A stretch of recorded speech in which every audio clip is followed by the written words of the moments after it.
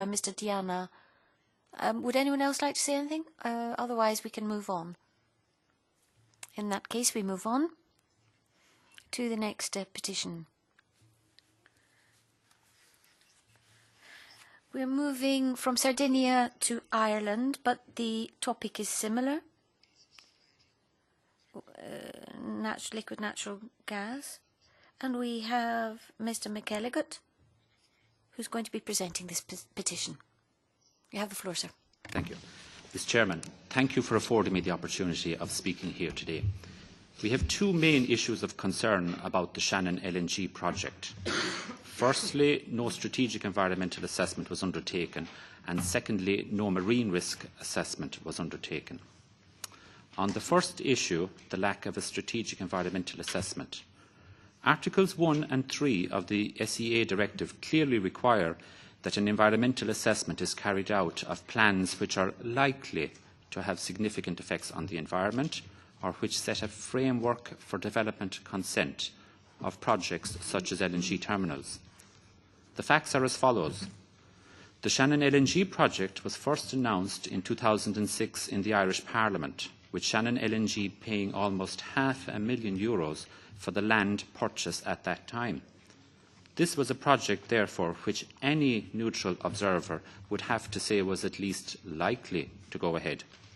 However, the framework which would allow the Shannon LNG project to proceed successfully at the development consent stage would not exist until the rural land was first rezoned to industrial. A problematic and time-consuming strategic environmental assessment was avoided to the benefit of the developers by simply not mentioning the Shannon LNG project in the rezoning wording in March 2007. I now ask you to interpret the words likely as per Article 1 and framework for development consent as per Article 3 and determine if they cover the land rezoning consequences for the Shannon LNG project as I just described. A draft strategic plan for the development of the Shannon Estuary has now been published, thanks in part, we believe, to the continued oversight shown by the EU in this petition. However, this plan is highly limited because it cannot now assess alternatives to the LNG project, which has already obtained planning permission. This means that the most sizeable hazard in Ireland, which will sterilise large areas of the Shannon Estuary, has slipped through the net and cannot be strategically assessed unless the EU rules in favour of this petition. Now, on the second issue, the lack of a marine risk assessment, the Irish authorities have stated to the Commission that they were sufficiently advised by the Irish Health and Safety Authority, the HSA, on the marine aspects of the Shannon LNG project. However, this is extremely misleading because the advice only related to the situation where an LNG ship was docked at the LNG site. The advice did not deal with the dangers posed by the travelling hazard, which is LNG ships travelling up the estuary waters outside of the LNG terminal area. I have now submitted documentary proof to this effect, which I ask you to assess. I would also like to point out that the Petitions Committee has already dealt with a very similar petition for the two Milford Haven LNG terminals in the Cleddau estuary in Wales. In that case, you found in 2011 that a marine risk assessment should have been carried out under the EIA directive, and the EU Commission even issued a formal notice to the British authorities on the matter. I now respectfully request, in the interest of fairness, that you apply the precedent created by the Milford Haven LNG petition 354 of 2006 here. Please also note that, unlike at Milford Haven, the Shannon LNG project has not yet even started construction, so time is on your side. Without a marine risk assessment, we cannot know what the safety, environmental and cumulative impacts of LNG traffic and exclusion zones on the Shannon Estuary would be until after completion of the project. This will stop the Shannon Estuary from reaching its full development potential. The HSA has clearly stated, for example, that the advice it gave excludes any assessment of the other type of port facilities that could be allowed next to the LNG terminal. We feel very strongly that the Irish planning authorities should not be allowed to ignore both the spirit and the letter of EU planning laws to which they have signed up for the sole benefit of the Cayman Islands-based promoters of such a dangerous LNG project.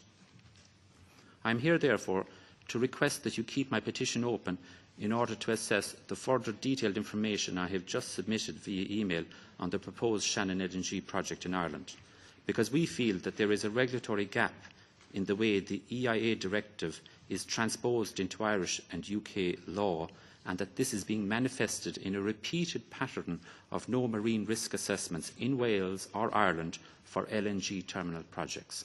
Thank you. Much. From the Commission, Mrs. Mr. Larsen, Mrs. Payne. Yes, Mrs. Payne. Great, thank you very much for the opportunity to listen directly to the petitioner. Obviously, this petition has been already going on for a very long time. We prepared 5 communications to the Petitions Committee. The issues regarding raised by the petitioner regarded EIA Directive, SCA Directive, Habitats Directive, and as well Seveso Directive. And we have, in order to really examine this petition, we had to open the pilot investigation with the Irish authorities. We met with them as well to discuss the issues mentioned by the petitioner, and also we started an infringement procedure which was which regarded SCA Directive. It was not resulting directly from the petition, but it was related as well. And I will just only reflect on the 2 issues raised today by the petitioner. Thank you for sending already yesterday your introduction. It was very helpful. The lack of the strategic environmental assessment. Obviously, for most of the land use plans which provide, set the framework for projects requiring EIA, such plans and programs would be subject to the full strategic environmental assessment. But the SCA directive gives also the member states margin of discretion in Article 3.3 for the plans which determine the use of small areas at the local level, all minor modification of plans of programs. There is a possibility for not carrying out a full strategic environmental assessment, but to carry out an SEA screening, which means classification, a procedure to identify whether a full SEA is needed or not. In this case, Irish authorities carried an SEA screening for the rezoning of the Kerry County plan, and the conclusion was negative, which means they decided that there is no need for the full SCA.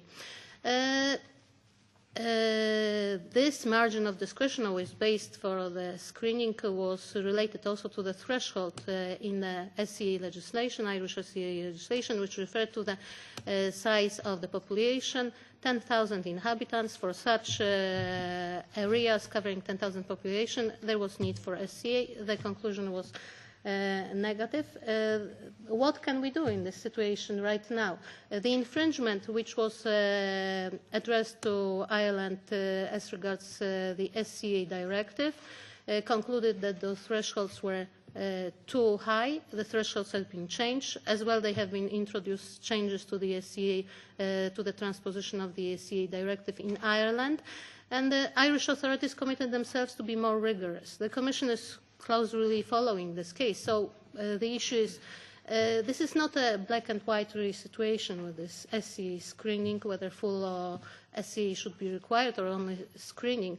That's why we don't really have, as a Commission, very clear evidence, really, that we have strong arguments to show that there is a clear breach of the SCA directive in this particular case as regards the screening. I imagine that at the moment, with the new legislation, this would never happen anymore. It will be full SCA, most probably not SCA screening. As regards marine assessment, we have received the information from the Irish authorities that the quantitative risk assessment has been carried out for the facility. It regarded the onshore facility, and it was done also in the context of the Seveso directive. But we also looked at the environmental impact statement, and the environmental impact assessment documentation.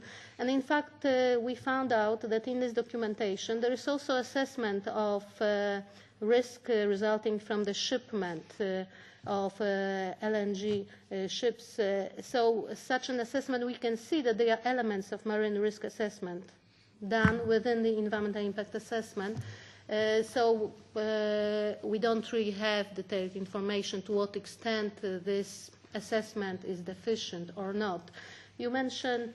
because we were saying that they presented an assessment under the guise of a marine risk assessment, but it was actually a navigational assessment, proving that the ships could come up the estuary, but there was no account taken of any of the risks posed by those ships. And now in Milford Haven, the Milford Haven issue, when the European Commission, they were coming to the idea of applying shipping route risk contours as you would have on the land to the shipping routes in Milford Haven issue. So the idea was that at the moment, land use planning, you create risk contours around a project and you say, within this contour, you can have a certain type of development. But there was absolutely nothing done on the water. So proving that they could get the ship up the estuary was not the same as saying what other projects could take place, like a deep water port facility that could rival Rotterdam, that kind of idea. They've never looked at would that shipping affect those plans. And even SIGTO, their own regulatory bodies, they say there should be no ship within 500 metres either side of any LNG ship travelling on the estuary. The estuary is only a mile wide at either side of the ships. So once the ships are in the estuary, technically nothing else can travel. So the EIA did not cover those issues. And that is why I was asking you to look at the marine risk assessment and the effect it would have on other projects in the estuary. So I follow up maybe on your... Thank you very much.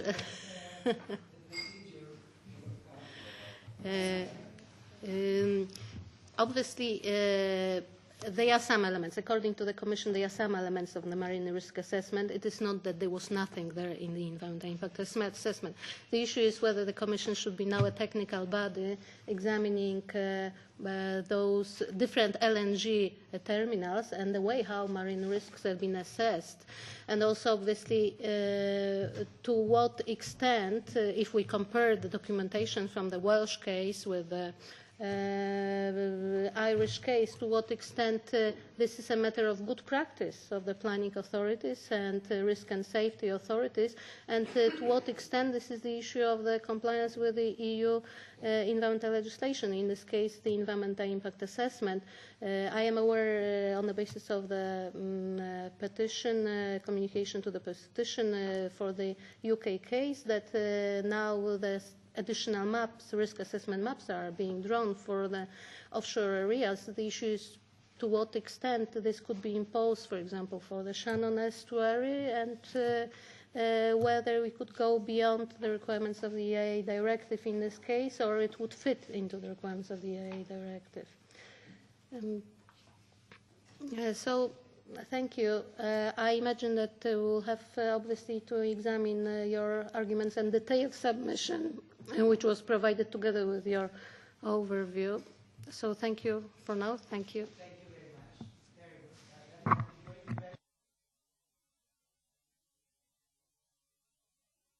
very much. Thanks very much, and thanks to the petitioner and to the Commission.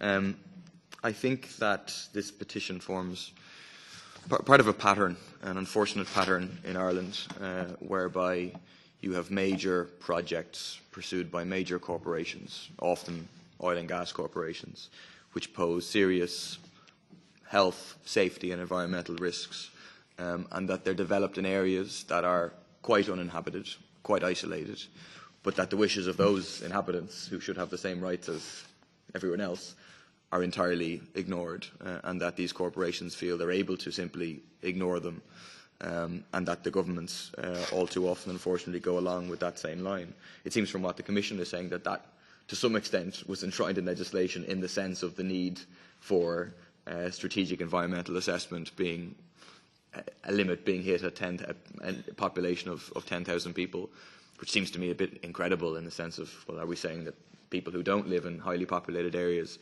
have less rights than those who do? Obviously, the most infamous example of this is the development of Rossport in the west of Ireland, but there are other cases, as we have heard here before, the case of Ohanish, again beside the Shannon Estuary, and where it's just people's concerns are ignored, but also it seems that there are major problems in terms of the process and the application of the relevant directives.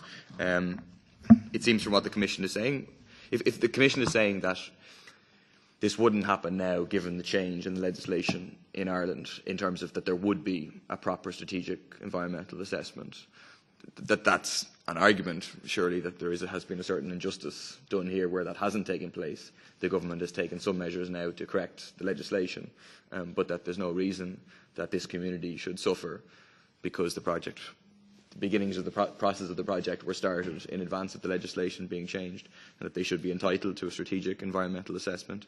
And also, from what the petitioner is saying, it's clear that half of a marine risk assessment or a quarter of a marine risk assessment is insufficient. It's clear that an LNG terminal has major ramifications, not only onshore but also offshore, and that deserves to be assessed properly. I think I would ask, obviously for people's opinions, but it would be good if we could keep the petition open, obviously, but also if we could incorporate it into the visit to Ireland, I think planned for next September.